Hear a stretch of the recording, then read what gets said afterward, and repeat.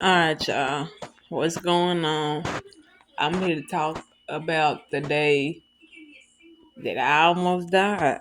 I almost died. A couple months back, I had a terrible fall. It was an accident. And I just say it happened on a Saturday. Right. Happened on a Saturday. And normal Saturday. It was raining for a couple of days, but this happened on a Saturday. I never forget it. And I was getting up at the bed. I said, well, I went to the bathroom. I said, let me go just peep and, see what's outside. So I looked out there. I opened the door fine. But when I started to close the door, that's when I missed it. My whole hand missed it. And it went from there, man. It's like I just flipped over my wheelchair and my leg, it got caught up on the armrest. And I'm in a electric chair. This electric chair I'm in. So they are 300 pounds. And it got caught up. It got caught up on my leg was like underneath the armrest. So I flipped over and my head was dangling. And as my leg was tangled up, my leg started to move the remote to the chair, and the chair went straight into the door. And boy, let me tell you, I was more shocked at first. I was like, how the hell I feel like this? The chair didn't run me over. I was just dangling and pinned. I was pinned to the door. I was pinned to the door in between the chair. So I was like, at first it didn't hit me at first. I was thinking like, oh, I can get out of this. But as a couple of minutes rolled by, I kind of started like panicking. Like, what the hell? I am pinned. That's why I started saying, because I didn't truly fall. I just went over my armrest. And when my hand missed the door, I jumped. Cause if anybody know me, my nerves is really bad due to my cerebral palsy. My nerves is real bad. And I jump. I had, sometimes, especially when I'm falling, it kind of spooked me. And when my hand missed the door, I jumped. And that's how I end up flipping over the armrest. And when I flipped over the armrest, my leg pushed the remote, and it went towards the door, and I was pinned for a couple of hours. When I say a couple of hours, I meant almost 24 hours a day. It happened that Saturday Eve. Nobody didn't find me to that Sunday morning. Real talk. To that Sunday morning. And yeah, I was just hollering through the night, help me, somebody help me, And I was like, I'm loud when I talk anyways, and I know people, where I'm at, I knew people can hear me, when you stay in apartments. I stay in apartments. The walls thin when you next to somebody, and y'all, you neighbors with somebody, and y'all share that one wall, it's easy to hear you. But nobody didn't hear me. Nobody didn't hear me for hours, hours, hours. I was just looking as I was just sitting there pinned. I was just looking at my dead picture. I was like, I'm gonna die here. I was like, I don't know, I'm hollering, ain't nobody hearing me. But I hear folks walking up and down the sidewalk, parking their car, driving up. I can hear all this, but I'm yelling, nobody hear me. So I come to the conclusion, like, I'm gonna die right here. Like, there's nobody hearing me. I'm pinned to this door between my chair. It got my leg wrapped around the armrest, so this 300-pound chair, there wasn't nothing I can do. Wasn't nothing I can do. but just holler. My head was dangling, and when I noticed I was starting to die, my blood started coming out of my nose, and I started feeling like I'm, getting sleepy. I'm getting sleepy. I'm getting sleepy. But I could just every time I look up, every couple of seconds, I look up at my dead picture, and I just kept hollering. I kept hollering. I had this little pillow behind my back. I was able to grab that because it stayed in my wheelchair for my back. So I was able to raise up a little bit and grab it, and I used it to every now and then. I just lay my head down, cause my head was dangling, my legs was up in the air, my head was dangling, you know. So I grabbed that pillow and I laid every couple minutes. I just lay my head down, then I raised back up. I hollered some more. It just I just hollered to the point where I lost my voice. That's how much I was hollering. I knew I lost my voice, but I ain't give up. I kept hollering. I look at my dead picture. I kept hollering, and all of a sudden, I looked up at the window. I seen the sun come up. I was like, it's the next day. It happened that Saturday evening. Which it was nighttime. It get dark early where I'm at. So I look up at the window and I realize the sun coming up. It's the next day. I'd have been there that long. I'd have been pent that long.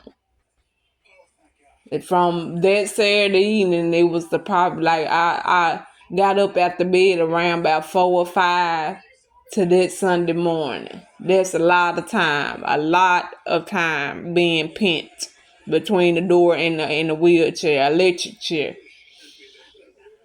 But finally, I was like, just hollering. Then all of a sudden, I just stopped for a minute or two, and I heard somebody going to my neighbors. I never forget her voice.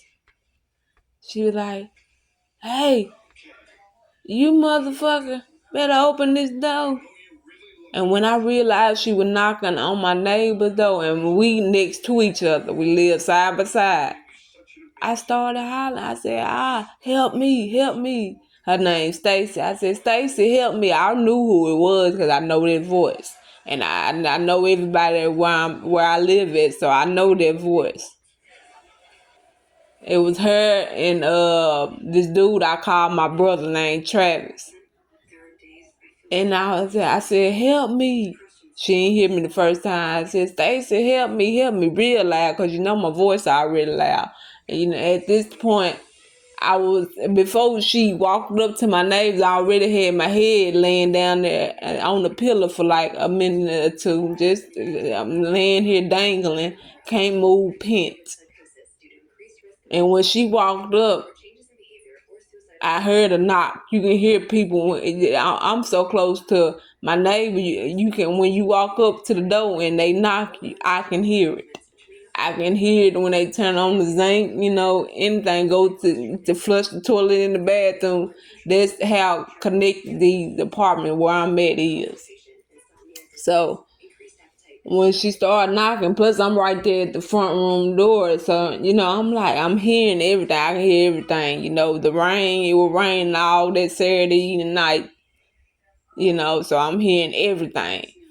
And when she came up to the door, I heard, and she was talking to my neighbor. She said, "You better open this motherfucking door." My neighbor Darius, he was there the whole time, and I found that out after the fact.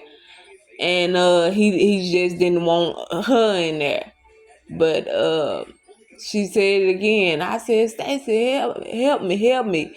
At first I said, help me. She didn't hear me, so I said it again. Stacy, help me, real loud. And she heard it. She said, Travis, you hear something? And that's when like alarm went off in my head. I'm like, oh yeah, I know she hear me, because I heard it when she said it. I'm right there pent to the door. I'm hearing you can drop a pencil and I hear that. That's how pent I was to the door. I'm hearing every single thing. So I yelled it again. She said, Naja, that's not. I said, I done fell. I'm pinned to the door. You gotta bust the window open to get in.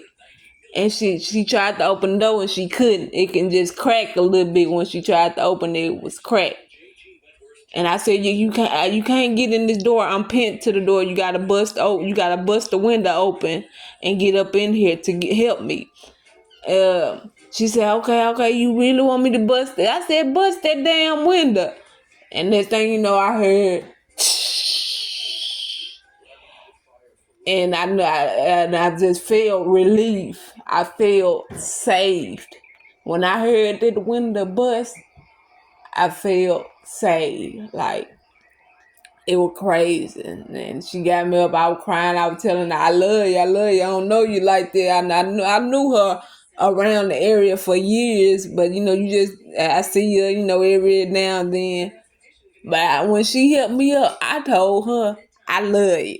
I love you because you saved me. I was literally dying and blood was coming from my nose. I was there dangling, pent there for hours. Pretty much, you might well say a day from that Saturday evening to that Sunday morning. That's a day. That's a whole day. So, I told her, I said, I love you. I love you for helping me. When that glass bust, I felt saved, relieved. I was thankful. I was grateful that she came because there was so many people coming in and out this complex area. And I was hollering for hours and hours. Didn't nobody hear me but her. And it's crazy, but she was an angel sent because she heard me and she helped me. I know it was probably plenty of people that heard me and didn't help her none, but she heard me and she helped me. She saved my life, y'all. She saved my life. I'm very grateful. I'll always be grateful of her because she didn't have to do that. But she a good person. She got a good heart and she helped me. She saved me. But yeah, that was the day I almost died. So what I get out of this, don't take nothing for granted because life in the world we living in today, like I said, this happened a couple months back, 2025, couple months back, and I'm still healing. I'm going through the process. Oh yeah, when she saved me, I went to the hospital. I had to go through 3 different surgeries. They had to remove blood clots in my left leg. It was a couple blood clots because the way my leg was up in the air dangling, I was there pretty much a day. And they were numbness in my leg. I was in a lot of pain.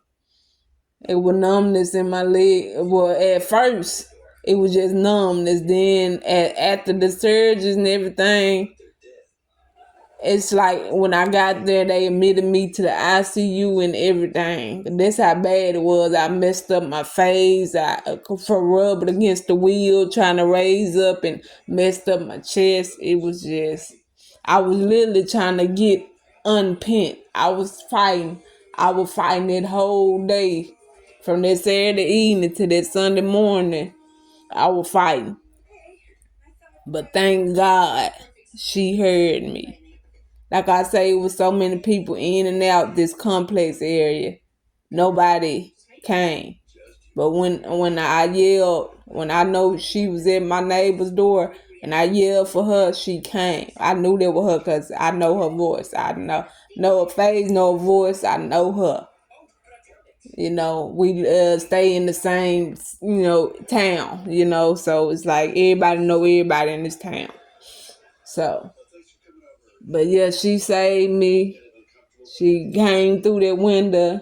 My brother Travis, he picked me up. He got me unpent from the door, from the door in the chair. He got me unpent. He set me back up, and I told her, I said, I knew I had to go to the emergency room. I felt it. As soon as I got picked up, she picked me up. I told her I'm gonna have to go to the emergency room because I couldn't feel my legs. Like, I'm not paralyzed. I have a minor case of cerebral palsy. I still move around. I can feel all over my body. And how long I would pant like that for pretty much a day, my legs went numb. My circulation cut off. You know what I'm saying? They were cut off, and that's why they had to do 3 different surgeries to get the blood clots out. Thank God for that. And I'm slowly, still to this day, I'm still recovering. And it been months ago since that happened. Months ago.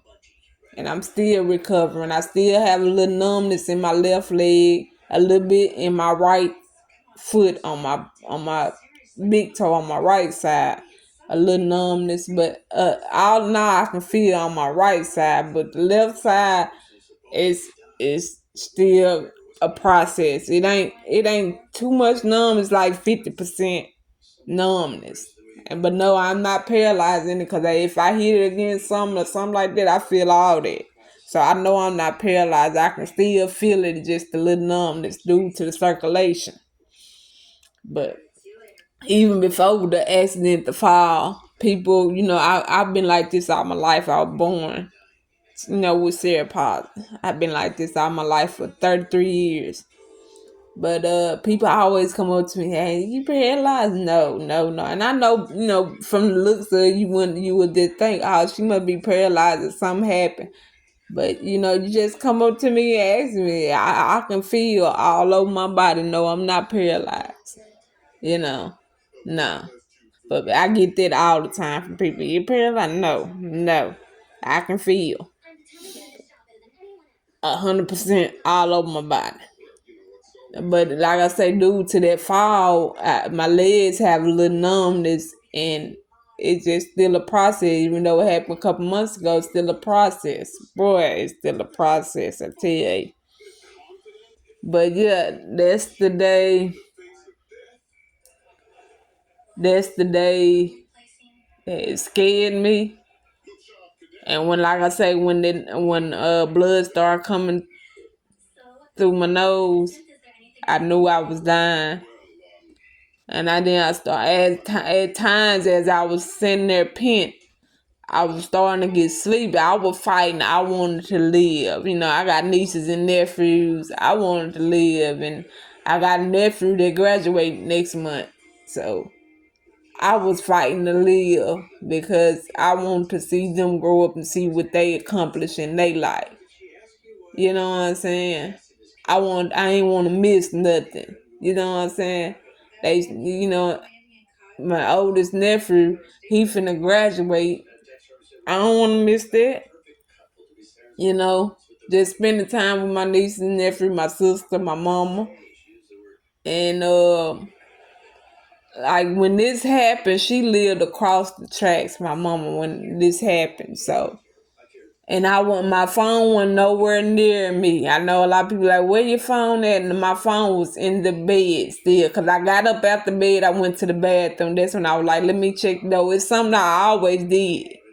I'm not thinking of my hand finna miss the door, and I jumped with my nerves being bad. I jumped and flipped over the armrest. I didn't know that was gonna happen. Shit just happened, and that's just how it is. But like I say, my phone was in the bedroom, and this happened in the front room of my apartment. So there's no way I couldn't get to my phone. But now I have Life Alert. So that's what it is around my neck, Life Alert. But yeah, press the button and it works because after I got the hospital, I was in the hospital for 2 weeks. 2 weeks. I lost a lot of weight because I was probably right at 100 pounds. I always been 100 pounds all my life since I was a kid through high school. I ain't no big person. I ain't no big person. I'm a little skinny thing. But yeah. But while I was in the hospital, I lost all that weight. Well, I ain't gonna say all of it. I started to weight like 70. I lost like 20 some pounds in the hospital. Don't get me wrong, I would eat. I get my sisters or my brother to go get me some food from McDonald's or somewhere, cause that hospital food, uh, uh, uh. No. But yeah, I appreciate the nurses, the doctors, the PT, the OT, everybody that put a hand in helping me, get back to at least 70% better. I'm still a process, but like I'm way better now. I take my time with every time I go to the door and open it. I make sure I have my phone. And I keep my. If I don't have my phone, I got Life Alert. They got all the emergency contacts. When I press that button, that's all they need. In case anything happened. But due to that fall, I had like what they say, something like PTSD. Like it traumatized me. That fall messed